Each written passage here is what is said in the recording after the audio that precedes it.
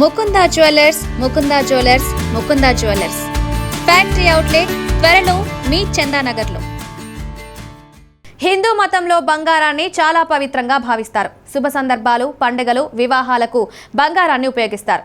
బంగారాన్ని లక్ష్మీదేవికి చిహ్నంగా భావిస్తారు. ఇంటికి గొప్ప ఆనందాన్ని, శ్రేయస్సును తెస్తుందని నమ్ముతారు. బంగారం ధరించడం వల్ల సూర్యుని శక్తి పెరుగుతుంది, జీవితంలో శుభయోగాన్ని సృష్టించడం ప్రారంభిస్తుందని నమ్ముతారు.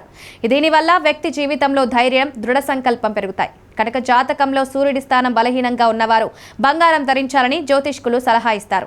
బంగారం ధరించడం వల్ల శరీరం, మనసుపై ప్రత్యక్ష ప్రభావం ఉంటుందని నమ్ముతారు. ఎవరైనా సరే ఉంగరపు వేలుకు బంగారు ఉంగరం ధరించవచ్చు.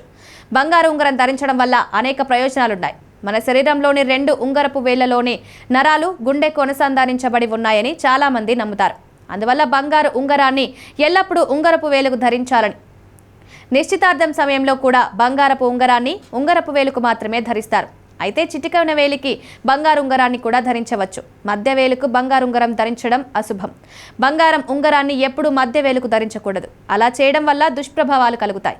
ఇది శనీశ్వరుడికి సంబంధించిన వేలు కనుక మధ్య వేలికి బంగారం ఉంగరం ధరించడం వల్ల ప్రతికూల ఫలితాలకు అవకాశాలు ఏర్పడతాయి. డబ్బు విషయాలలో ఇబ్బందులను ఎదుర్కోవాల్సి రావచ్చు.